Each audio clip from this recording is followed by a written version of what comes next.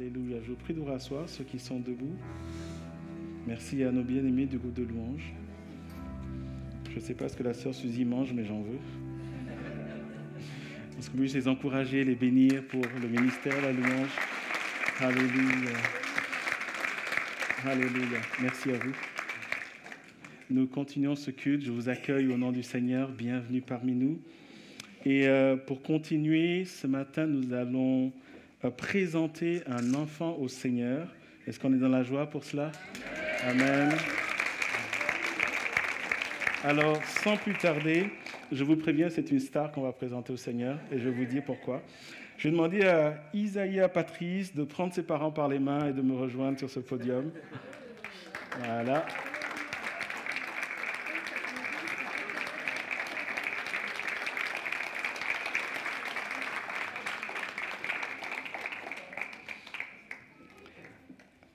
Bienvenue à vous.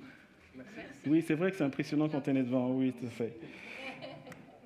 Alors, je disais que c'était une petite star parce qu'il n'est pas venu tout seul. Alors, je vais demander à tous ceux, amis, parents, qui sont venus juste pour 5 minutes de présentation, de bien vouloir se lever. On veut vous accueillir, on veut vous voir.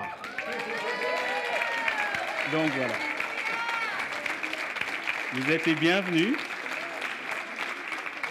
Alors, si pour sa présentation, c'est comme ça, pour son mariage, je ne sais pas comment ça va être.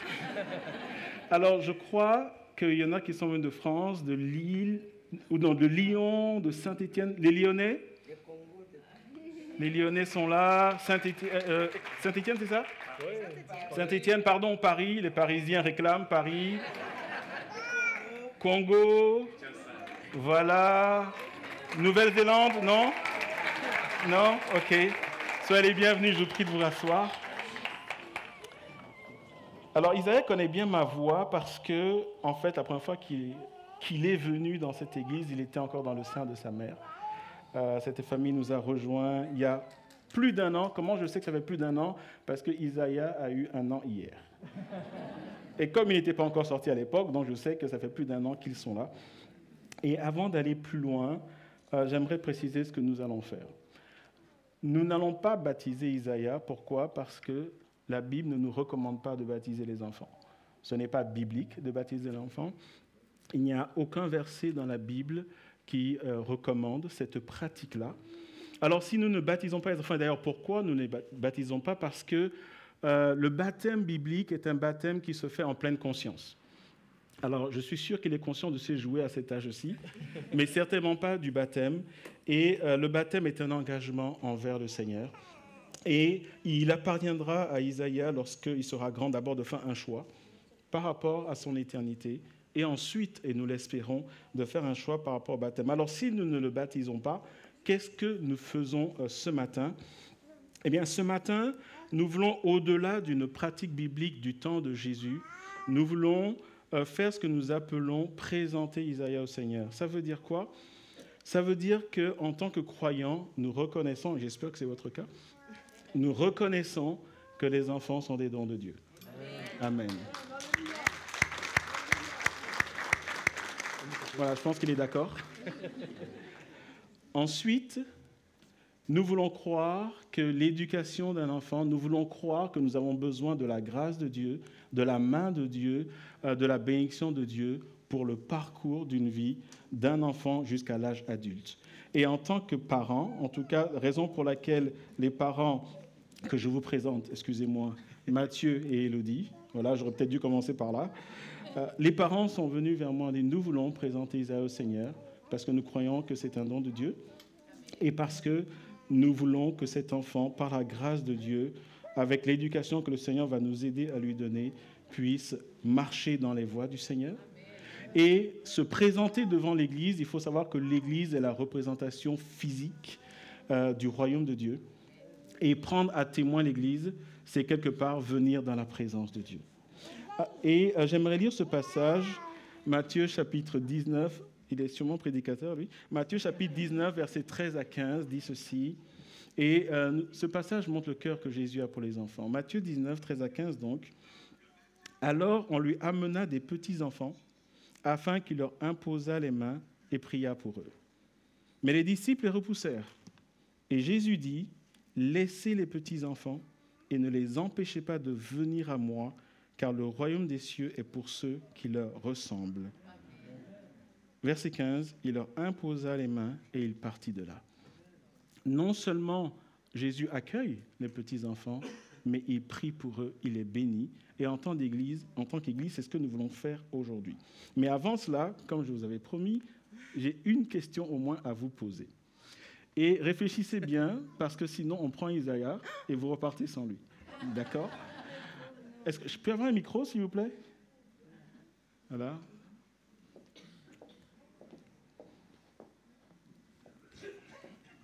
Je ne sais pas qui tient, qui est volontaire. Oui, d'accord, j'aime bien ça. Vas-y, mouille-toi. Cher Mathieu et Élodie, vous engagez-vous devant l'Église à élever cet enfant que Dieu vous a donné dans les voies du Seigneur. Je pense qu'il veut répondre à votre place, donc il n'y a pas de souci. Oui, on s'y engage. D'accord, mais est-ce que vous avez entendu Élodie le dire ? Non ? Oui, on s'y engage. Amen. Nous nous engageons. Amen. Voilà. Et maintenant, nous allons prier pour cet enfant, demander la grâce de Dieu sur sa vie et par-delà sa famille. Il est le 4e d'une fratrie. Dans l'ordre, ses frères et sœurs, il y a Emma, Eden, Amaria, tout le monde est là, je crois. Pardon, pas Emma, Eva, Eden et Amaria. Est-ce que tout le monde est là ? Oui, Amaria. Est-ce que tout le monde peut venir ? On va prier pour la famille. Pasteur Blair, tu peux me rejoindre, s'il te plaît ? D'accord, c'est pas grave, voilà, on va prier pour la famille. Il veut le micro, d'accord. Vous devez lui offrir un micro enjoué. Voilà, on va prier d'abord pour la star du jour et on va prier pour la famille. Pasteur Blair, je vais prier pour Isaïe et tu vas ensuite prier pour la famille, si tu veux bien. Je peux demander à l'église, vous voulez vous lever s'il vous plaît ? Priez avec moi. Il va accepter que je le prenne ou pas ? Voilà, on va aller vers le micro. Voilà, on va prier pour lui. Voilà. Seigneur, ce matin, nous voulons te remercier pour cet enfant. C'est un miracle de vie. Et nous sommes reconnaissants pour sa présence dans cette famille, mais aussi dans cette église locale. Nous te remercions pour le don qu'il est et le don qu'il sera pour cette grande famille. Alléluia. Et ce matin, Seigneur, nous voulons te demander simplement que tu poses ta main sur lui et sur toute la famille. Seigneur, que tu puisses les accompagner le long du chemin dans cette vie.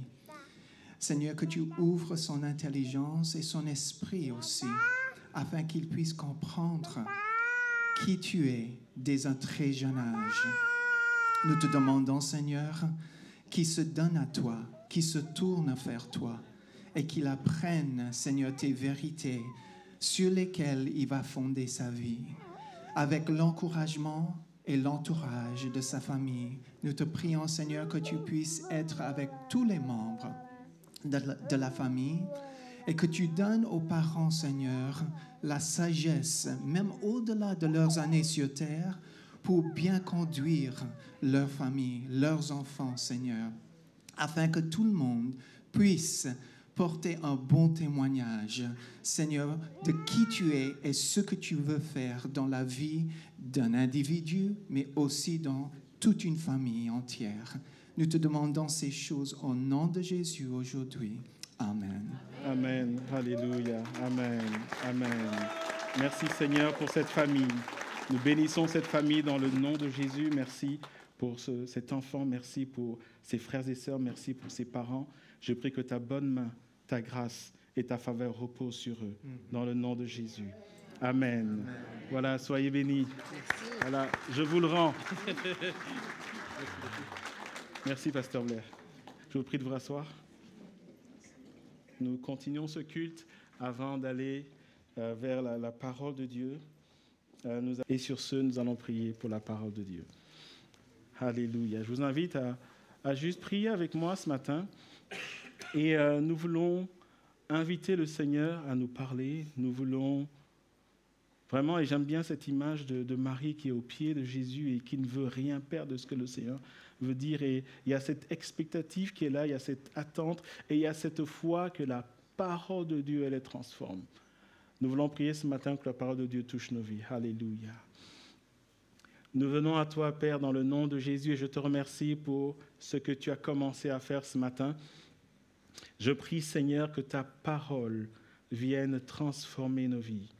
Je prie que ta parole vienne, Seigneur, nous exhorter, exaucer nos cœurs. Je prie que ta parole, Seigneur, vienne nous bouleverser là où nous sommes pour le meilleur. Saint-Esprit, sois au contrôle de toutes choses, Seigneur, et je soumets toute pensée à ton autorité. Et tout ce qui n'est pas de toi, Seigneur, nous résistons à cela dans le nom de Jésus. Amen. Ce matin, j'aimerais continuer le message que je vous ai apporté dimanche dernier. Ceux qui étaient là, rappelez-vous, nous avons vu l'importance de courir vers le but. Nous avons vu que dans l'Église, l'important, et quand je dis dans l'Église, c'est dans le royaume de Dieu, l'important n'est pas de participer, mais l'important, c'est d'arriver jusqu'au bout. Et la vie chrétienne, à plusieurs reprises, est représentée comme une course. La parole de Dieu, en utilisant cette illustration, nous invite à courir dans notre couloir, à courir notre course, à courir avec persévérance, à se débarrasser de tout ce qui peut nous alourdir et nous empêcher d'aller jusqu'au bout. Et peut-être pour ceux qui n'étaient pas là, puisque nous avons des invités ce matin, il s'agissait tout simplement de réaliser qu'un jour, nous allons quitter cette terre. Et la question, c'est où serions-nous ? Mais nous, chrétiens, nous avons cette foi que nous serons avec le Seigneur pour autant que nous courions comme la parole de Dieu nous le recommande et que nous visions le but, les yeux fixés sur le Seigneur et le Sauveur de nos âmes. Amen. Et ce matin, j'aimerais, alors que nous avons compris que nous devons courir notre course, j'aimerais ce matin faire ressortir un élément que le Seigneur nous révèle dans sa parole et qui fait partie de cette course-là. Et de manière ultime, l'enfant de Dieu doit désirer qu'un jour, lorsqu'il sera devant son Seigneur, qu'il lui dise « Rentre dans ma joie, bon et fidèle serviteur ». J'aimerais vous dire que ça, c'est la finalité. En dehors de ça, il n'y a rien d'autre. Et pour vivre, en tout cas, je ne sais pas pour vous, mais moi, en ce qui me concerne, je travaille dur, je mets tout ce que j'ai, je mets mon cœur, parce que je veux qu'un jour, Jésus, mon Seigneur, me dise « Entre dans ma joie, bon et fidèle serviteur ». Et ce matin, nous voulons voir une des clés pour vivre ce temps dans l'éternité avec le Seigneur. Et cette clé est un principe qui est fondateur, un principe qui gouverne notre relation avec le Seigneur. Je vais le dire différemment. Lorsque nous lisons tout le Nouveau Testament, lorsque nous avons une lecture particulière du Nouveau Testament, nous voyons que cet élément, il est présent du début à la fin. Notamment lorsque le Seigneur, notre Seigneur Jésus est reparti au ciel auprès de son Père. Rappelez-vous cet épisode, nous n'allons pas le lire ce matin, mais rappelez-vous cet épisode dans le livre des Actes où il nous est dit que Jésus leur parle sur la montagne et à un moment, il est élevé dans les cieux. Il disparaît comme ça. Et alors que les disciples sont là, ils regardent, ils ne savent pas trop ce qui se passe, même si Jésus leur avait annoncé, ils entendent une voix, on comprend que ce sont des anges qui leur disent « Ce Jésus que vous voyez partir, il reviendra de la même manière. » Et il nous est dit qu'ils sont rentrés à Jérusalem à la distance d'1 kilomètre. Certaines versions parlent d'un chemin de sabbat. J'aimerais ce matin que nous puissions nous arrêter sur cette attitude où Jésus n'est plus là, et là, ils auraient pu se disperser. Ils auraient pu chacun vaquer à leurs propres affaires. D'autant plus que Jésus leur promet la venue du Saint-Esprit, mais quand vous regardez de plus près, Jésus a omis intentionnellement, je le crois, de leur dire quand le Saint-Esprit allait descendre sur leur vie. Et là, nous avons un groupe d'hommes et de femmes qui retournent à Jérusalem et qui attendent. Cette attitude d'attente est traduite par un mot très important dans la parole de Dieu, c'est ce qu'on appelle la foi. Et dans toute la Bible, en particulier dans le Nouveau Testament, nous voyons que nous sommes enseignés, frères et sœurs, à marcher par la foi. Et en particulier, nous avons cette déclaration que nous trouvons dans Hébreux chapitre 10, les versets 38, au début du verset 38, « Et le juste vivra par la foi ». Et cette déclaration, nous la trouvons 4 fois dans la Bible, 1 fois dans l'Ancien Testament et 3 fois dans le Nouveau Testament. Nous n'allons pas lire les autres références, mais nous avons cette déclaration fondamentale, « Et le juste vivra par la foi ». Le message que Dieu veut te donner ce matin, c'est qu'il s'attend à ce que tu marches avec lui dans une attitude de foi. Frères et sœurs, pour arriver jusqu'au bout, nous devons vivre par la foi. Et ce matin, j'aimerais partager avec vous une attitude et des principes qui vont suivre, une attitude qui est importante pour vivre par la foi, pour vivre une vie de foi et plaire au Seigneur. Et cette attitude, c'est s'approcher de lui. Nous sommes dans Hébreux, chapitre 10, verset 22. Donc nous restons dans le livre des Hébreux et nous lisons ceci. « Approchons-nous donc avec un cœur sincère, une foi inébranlable, le cœur purifié d'une mauvaise conscience et le corps lavé d'une eau pure. » Le point de départ d'une vie par la foi, d'une vie de foi, c'est s'approcher du Seigneur. Et vous savez, c'est paradoxal parce que le livre des Hébreux s'adresse à des chrétiens et on s'attendrait à ce que ce soit logique pour des chrétiens de s'approcher de Dieu. Mais nous allons voir qu'il y a une précision ici. Et ce matin, j'aimerais partager avec vous plusieurs principes. Et quand je dis principes, il ne s'agit pas de dire 1, 2, 3, 4, 5, parce qu'il y en a 5, mais il s'agit de comprendre que c'est des choses que nous devons mettre en place dans nos vies. De la même manière, je ne sais pas, je vous donne cette image-là, de la même manière que le matin, de manière mécanique, et je ne sais pas, ça dépend de chacun, certains vont dans la douche d'abord, certains se brossent les dents, certains mangent d'abord, peu importe, il n'y a pas d'ordre, d'accord? Vous faites ce que vous voulez, mais mon point, c'est que vous ne vous levez pas le matin en disant « qu'est-ce que je vais faire ?» Est-ce qu'on est d'accord avec ça? Il y a des choses qui font partie de nos vies. Qu'il s'agisse d'hygiène ou pas, qu'il s'agisse d'habitude ou pas, en fonction de notre routine, de notre rituel pour certains, nous avons des habitudes le matin. Et les principes que j'aimerais partager avec vous ne doivent pas être comme des leçons, mais doivent être des principes de vie dans notre marche avec le Seigneur. Et ces principes sont des principes qui nous amènent à marcher par la foi. Approche-toi de Dieu. C'est le message que Dieu veut te donner ce matin.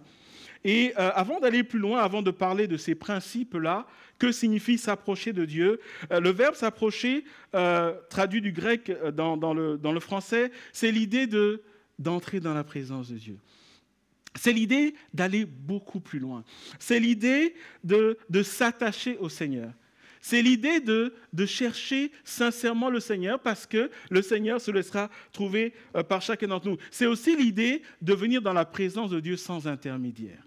C'est l'idée de dire que Dieu veut avoir une relation avec toi. C'est l'idée de Dieu veut tellement se révéler à toi. Dieu veut tellement agir dans ta vie. Et ce matin, Dieu t'invite. Approche-toi, c'est une invitation que Dieu lance à son Église ce matin. Et nous allons voir que cette invitation va s'articuler de différentes manières, je l'ai dit, de 5 manières différentes. Et je commence par ce premier principe qui est important, cette invitation. Dieu t'appelle à s'approcher de lui avec assurance.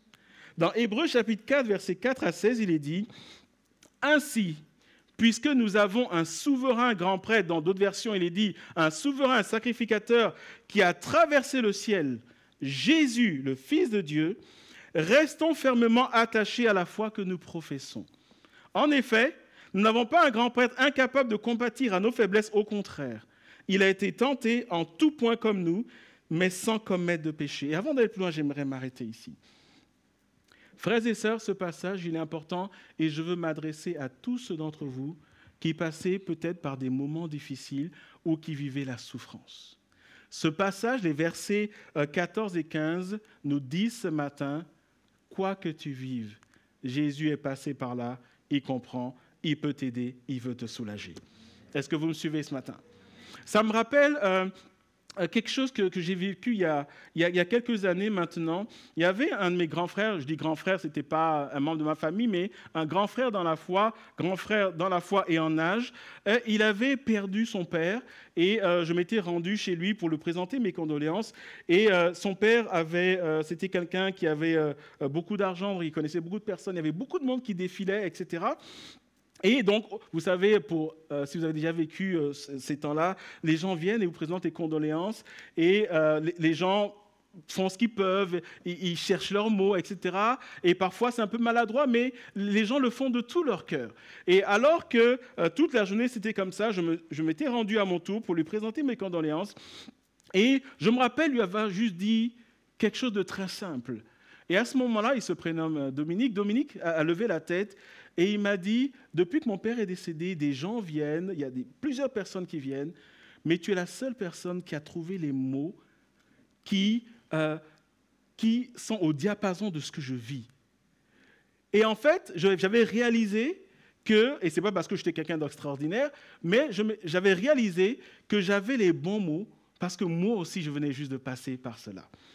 Et parce que je l'avais vécu récemment, je savais, je comprenais ce dont il avait besoin et mes mots rencontraient le besoin de son cœur. Et j'aimerais dire de la même manière, parce que Jésus est passé par là, par la souffrance, notamment la souffrance ultime par la croix. Jésus sait ce que tu vis et plus que cela, Jésus ne se contente pas de compatir.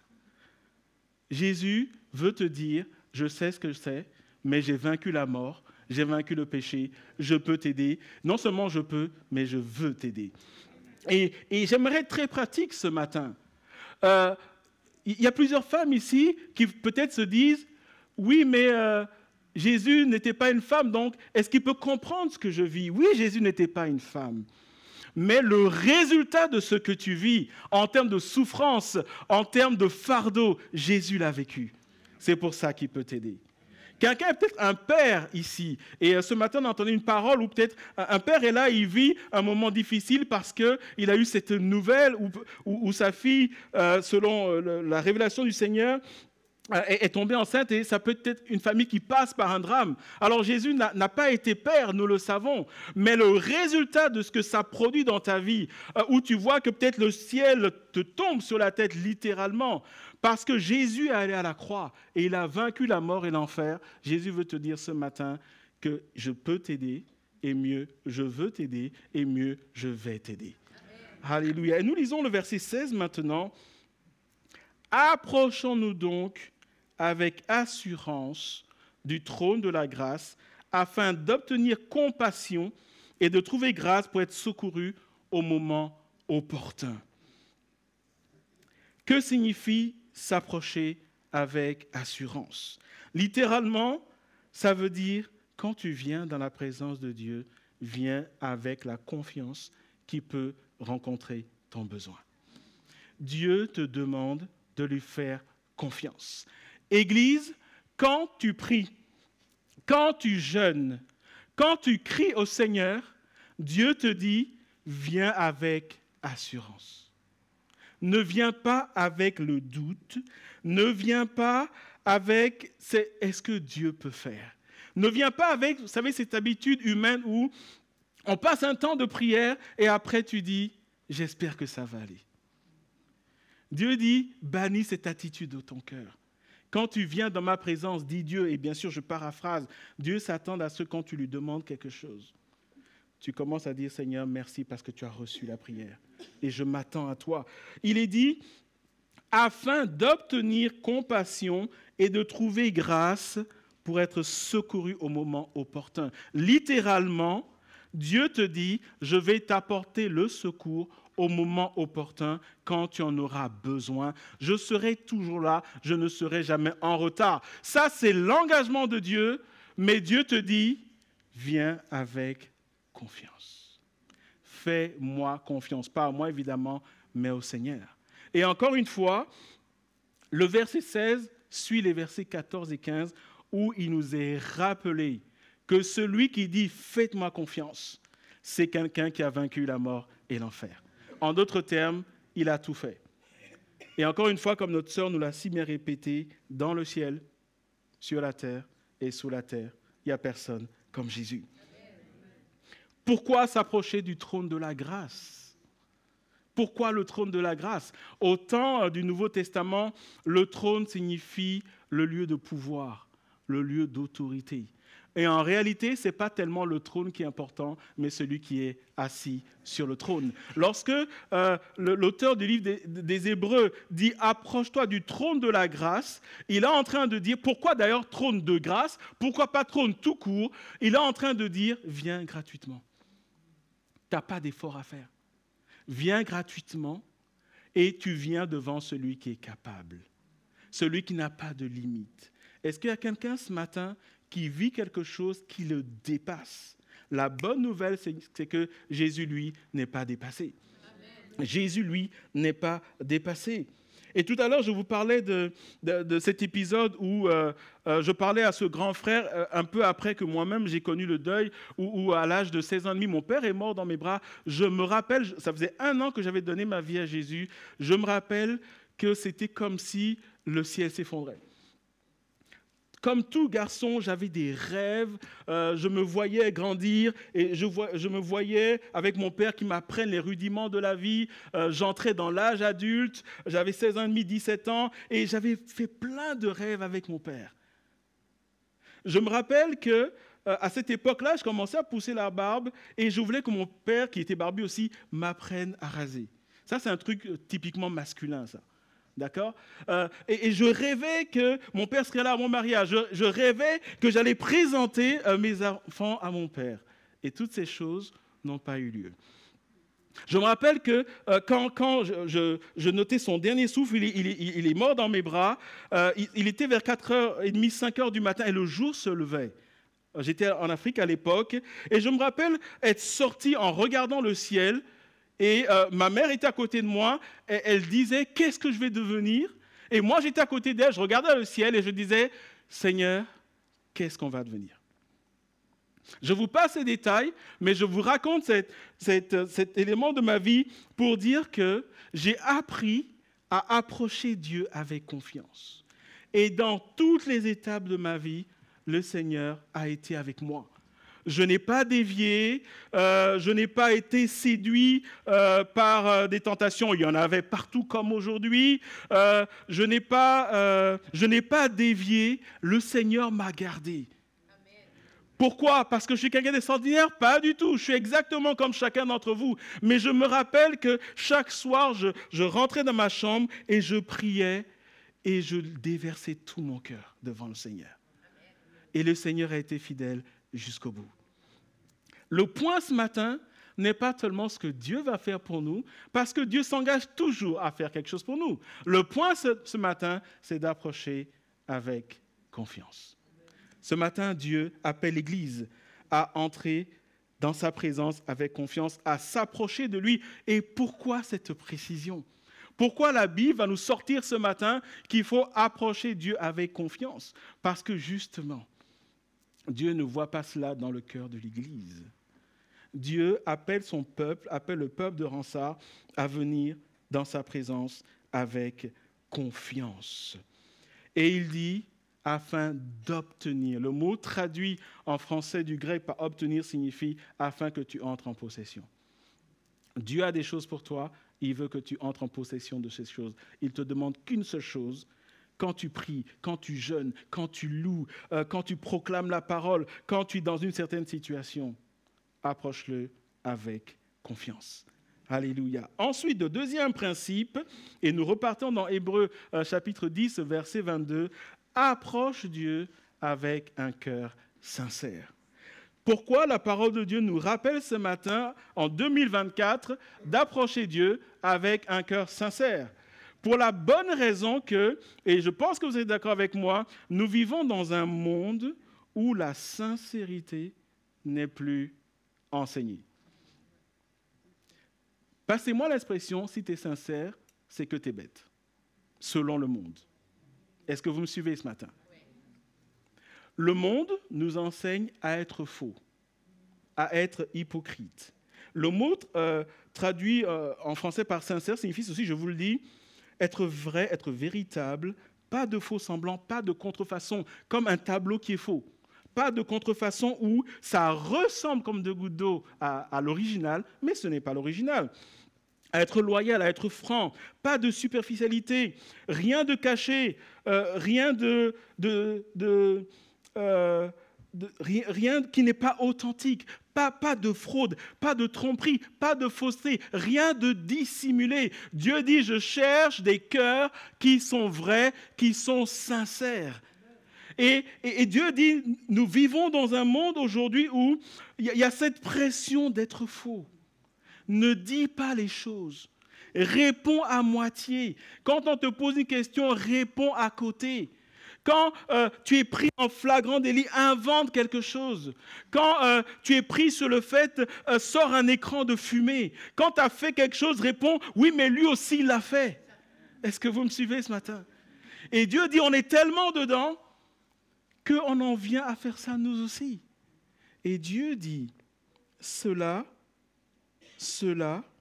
ne concourt pas à ma gloire. Et un appel ce matin à être sincère. Quand tu t'approches de Dieu, sois sincère. C'est d'autant plus paradoxal que Dieu voit nos cœurs. Est-ce que vous me suivez ce matin? Dieu voit nos cœurs. Mais nous sommes capables de faire des prières qui sont à côté. Et par-delà, nous sommes capables, dans nos relations avec nos frères et sœurs, de ne pas être vrais. D'insinuer des choses.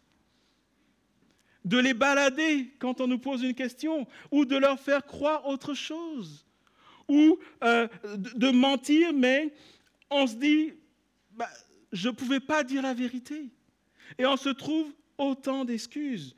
Et ce matin, le Seigneur dit, quand tu t'approches de moi, viens avec un cœur sincère. Pas de fausseté. Enlève ce manteau du monde. En d'autres termes, Dieu dit, la relation qu'il attend que nous ayons avec lui soit basée sur l'honnêteté. Très tôt dans ma vie chrétienne, j'ai appris à être vrai avec Dieu. Parce que j'ai compris que c'est un principe que Dieu honore. Parfois, je ne dis pas tout aux gens, mais à Dieu, je dis tout. J'ai appris très tôt, j'ai été bien enseigné par rapport à ça, j'ai appris à dire les choses à Dieu.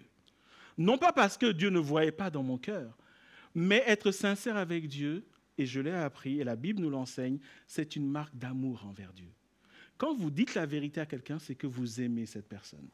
Ne dites jamais à quelqu'un que vous l'aimez si vous le baladez à longueur de journée. Est-ce que vous me suivez? Ne dites jamais à quelqu'un que vous l'aimez. Marie, ne dites pas à vos épouses que vous les aimez si vous leur cachez des choses. Et vice-versa, évidemment. Ne dites à personne qu'il est important à vos yeux si vous n'êtes pas sincère avec lui. Et par-delà, la même chose avec le Seigneur. Lisons ce que la parole de Dieu dit dans le psaume 145, le verset 18. « L'Éternel est près de tous ceux qui font appel à lui. » Je ne sais pas si j'ai ce verset. Si, merci. « L'Éternel est près de tous ceux qui font appel à lui. » Et la phrase, elle est complète, elle est claire. Mais regardez la suite, il y a une virgule qui est là. « De tous ceux qui font appel à lui avec sincérité. » On a l'impression que le psalmiste voulait dire quelque chose, il s'est arrêté et il s'est dit « Oh zut, j'ai oublié quelque chose d'important. » L'Éternel est près de tous ceux qui font appel à lui, qui crient à lui, qui prient, qui jeûnent, qui pleurent devant lui. Dieu aime le cœur qui crie à lui. Et le Saint-Esprit dit au psalmiste « Ah non, tu as oublié un truc que je t'ai dit. » Précise avec sincérité. Ce matin, j'appelle l'Église à apprendre à venir devant Dieu avec sincérité. Et surtout, à ne pas commettre l'erreur de dire « Ok, Seigneur, je suis sincère avec toi, je sors de ta présence, je peux faire différemment. » Tu es sincère avec Dieu, sois sincère avec ton frère, sois sincère avec tes contemporains. Est-ce que ça va te coûter quelque chose? Oui. Oui, ça va te coûter quelque chose. Ça va te coûter des relations. Mais la bénédiction de Dieu sera sur toi. Jérémie chapitre 17, versets 9 à 10 nous dit ceci. « Le cœur est tortueux plus que tout, et il est incurable. » Là, il y a vraiment... quand je lis ce verset, c'est un peu comme si c'était une opération à cœur ouvert. Dieu ouvre le cœur de l'homme, mon cœur, ton cœur, et il dit le cœur est tortueux plus que tout, il est incurable, c'est un cas désespéré. Qui peut le connaître? Et Dieu répond, moi l'Éternel, j'explore le cœur, j'examine les reins, pour traiter chacun conformément à sa conduite, au fruit de ses agissements. Quelque part, c'est un jugement. Passez-moi l'expression, Dieu est en train de dire, Église, ne vous moquez pas de moi. Ne jouez pas avec moi. Je ne suis pas un petit gamin. Le royaume de Dieu, c'est sérieux. Le ciel, c'est sérieux. L'éternité, c'est sérieux. Et Dieu dit, ton cœur qui est sournois, qui est trompeur, qui est insidieux. Comme David, dans le psaume 51, verset 12, dit, « Ô Dieu, crée en moi un cœur pur, renouvelle en moi un esprit bien disposé. » L'homme qui a dit ça, c'est l'homme que Dieu a appelé l'homme selon le cœur de Dieu. Et cet homme marche et il se rend compte. Il se rend compte qu'il y a des choses dans sa vie qui ne sont pas bonnes et il dit, « Seigneur, crée en moi un cœur pur. Crée en moi un cœur pur et renouvelle en moi un esprit bien disposé. » Le Seigneur appelle l'Église ce matin à avoir un cœur sincère avec lui et que cela découle avec nos contemporains. Est-ce que c'est une bonne nouvelle ce matin de dire ça par rapport au monde? Non. Ça veut dire que tu vas être marginalisé. Mais autant être marginalisé pour le Seigneur que de faire partir de la foule et d'être loin du Seigneur. Ensuite, le Seigneur invite à nous approcher de lui avec une foi inébranlable. Nous sommes toujours dans Hébreux chapitre 10, verset 22. Et dans Hébreux 11, 6, il nous est dit encore, « Or, sans la foi, il est impossible d'être agréable à Dieu, car il faut que celui qui s'approche. » Nous sommes encore dans l'approche. À chaque fois, Dieu dit, « Approche-toi de moi avec une foi inébranlable. » Et plus loin, il répète, « Car il faut que celui qui s'approche de lui croit que Dieu existe et qu'il récompense ceux qui le cherchent. » Et encore une fois, ce passage, le livre des Hébreux s'adresse à des chrétiens. Et quand on lit ça, on dit, mais qu'est-ce qu'il raconte?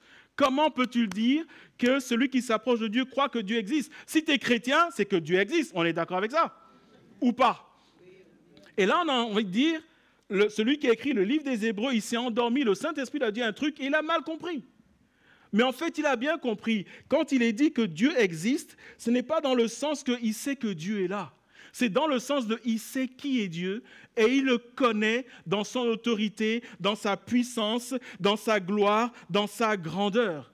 Et la clé, c'est la conviction. Lorsque tu t'approches de Dieu, viens avec assurance, viens avec un cœur sincère et viens avec conviction. Conviction de quoi? Conviction que Dieu entend les prières, conviction qu'il est fidèle, conviction qu'il règne dans les cieux, conviction qu'il guérit les malades, conviction qu'il ressuscite les morts, conviction qu'il n'est jamais en retard, conviction qu'il t'aime d'un amour éternel, conviction qu'il ne t'a pas oublié, il ne t'oubliera jamais, conviction qu'il est toujours assis sur le trône, conviction qu'il donne des ordres à ses anges pour agir dans ta situation, conviction que peut-être que tu as pris aujourd'hui, demain tu n'as pas la réponse, mais dans le ciel, le Seigneur est en train de tout bouleverser, parce que la parole dit que le cœur du roi est comme un courant d'eau entre les mains du Seigneur, il incline partout où il veut. La conviction que Dieu touche des hommes de ce monde, rien que pour te bénir toi. Dieu veut que nous l'approchions avec conviction. Et je te pose la question ce matin, quand tu pries, est-ce que tu pries avec conviction? Quand tu pries, est-ce que tu pries avec conviction? Ce matin, ce n'est pas un reproche que je fais à l'Église, mais c'est une invitation.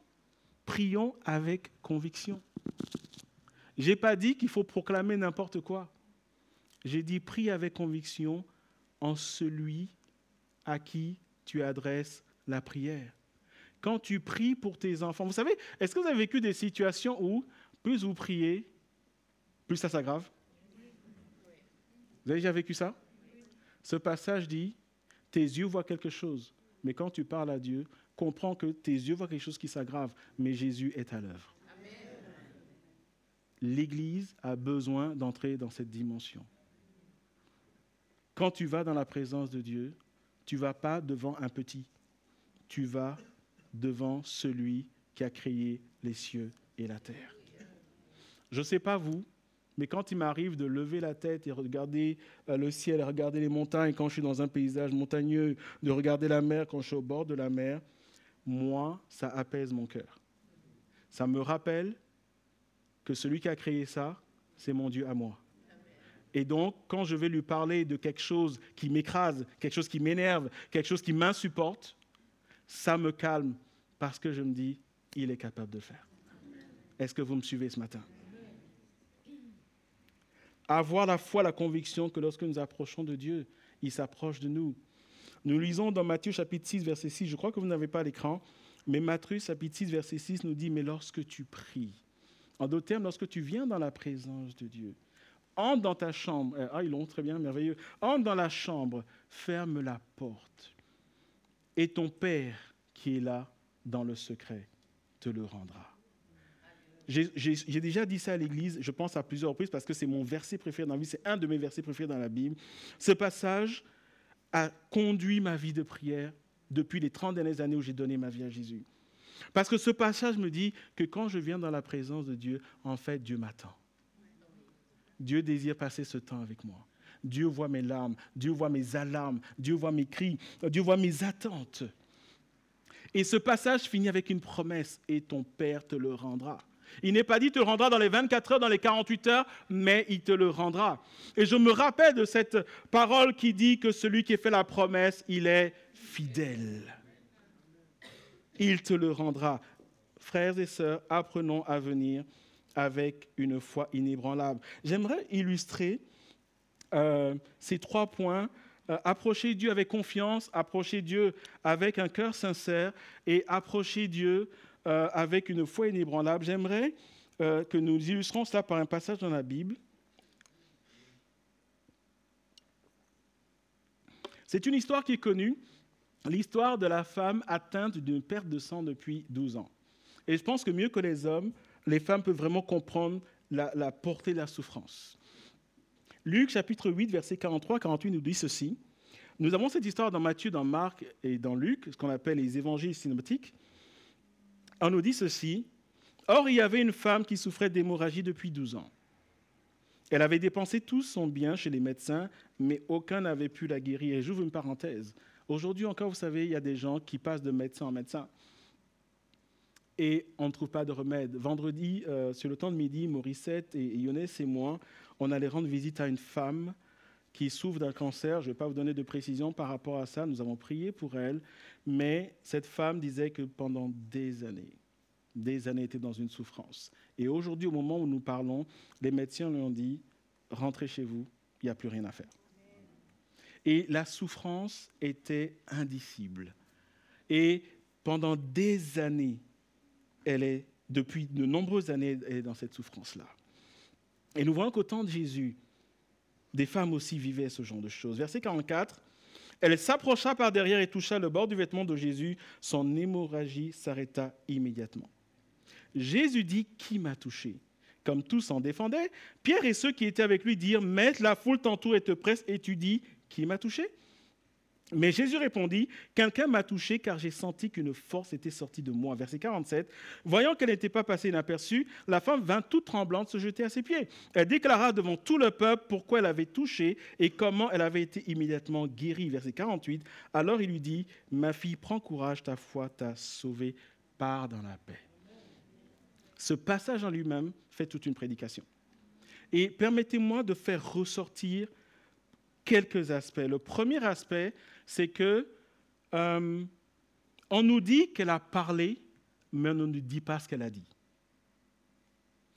Deuxième remarque, on ne connaît même pas son nom. Vous me suivez? Je vais lire un autre passage. Je vous ai dit que cette histoire se trouve dans Matthieu, Marc et Luc. Je vais lire dans Matthieu un verset que Luc ne dit pas. Matthieu chapitre 9, verset 21 dit, et donc on est toujours dans le contexte de cette histoire, car elle se disait en elle-même, si je peux seulement toucher son vêtement, je serai guérie. Elle se l'est dit à elle-même. Et quand on prend l'histoire dans son entièreté, ramenée par les différents évangélistes, voilà ce qu'on voit. Elle n'a parlé à personne, elle a parlé en elle-même, Mais elle a fait une chose, et la Bible dit qu'elle s'est approchée par derrière, elle a touché Jésus. Elle s'est approchée. Cette femme est venue avec confiance. Elle est venue sincèrement. Elle savait qu'elle était considérée comme impure à cette époque-là, parce qu'il y a une perte de sang, mais elle a ouvert son cœur et elle est venue avec une foi inébranlable. Elle n'avait pas rencontré Jésus auparavant, mais elle s'est dit, et nous voyons dans le verset 21 de Matthieu chapitre 9, « Si je peux seulement toucher son vêtement, je serai guérie. » Elle n'a pas dit, « Je vais le toucher, de toute façon, les médecins n'ont aucun remède pour moi, je vais le toucher, on va voir ce que ça va donner. » Elle aurait pu dire, « Je sais que cet homme a guéri d'autres personnes, peut-être que moi aussi il va me guérir. » Elle n'est pas dans une supposition. Elle ne dit pas, il a guéri d'autres personnes, il va me guérir. Elle dit, je vais le toucher, je serai guéri. Le point de départ, c'est qu'elle s'est approchée avec confiance, avec sincérité, avec une foi inébranlable. Et certes, elle a été guérie immédiatement. Certes, on nous parle d'une puissance qui est sortie de Jésus. Et je l'ai dit, ça peut faire l'objet de toute une prédication. Mais le point que j'aimerais faire sortir ce matin, c'est que quelqu'un a touché Jésus et Jésus a répondu. Et Jésus n'a pas répondu en la tapotant sur l'épaule, en lui disant, vous savez, parfois des gens viennent et on dit, ça va aller, courage, parce que nous, on est démunis. La Bible dit qu'une puissance est sortie de Jésus. Le point, Église, est le suivant. Quand tu t'approches de Dieu avec confiance, avec un cœur sincère et avec une foi inébranlable, la puissance de Dieu se manifeste pour toi. La puissance de Dieu se manifeste pour toi. Et tu vas le vivre de manière palpable. Amen. Est-ce que l'Église est là ce matin? Amen. Ensuite, il nous est précisé que pour s'approcher de Dieu, il faut approcher avec deux expressions qui sont un peu bizarres pour nous en 2024. Approchons-nous les cœurs purifiés d'une mauvaise conscience. Les cœurs purifiés. Devons-nous aller laver nos cœurs? La clé, c'est le mot purifier. Et la Bible nous rappelle dans 1 Jean chapitre 1 verset 9, si nous confessons nos péchés, il est fidèle et juste pour nous les pardonner et pour nous purifier. Il y a un appel à l'Église ce matin. Chaque fois que tu pèches contre Dieu, chaque fois que tu es à côté de la volonté de Dieu, ne reste pas loin de sa présence. Invoque le sang de Jésus sur ta vie. Le sang de Jésus purifie. Je disais aux frères et sœurs de l'école de Béret mardi dernier, c'est mardi qu'on est à l'école de Béret ou...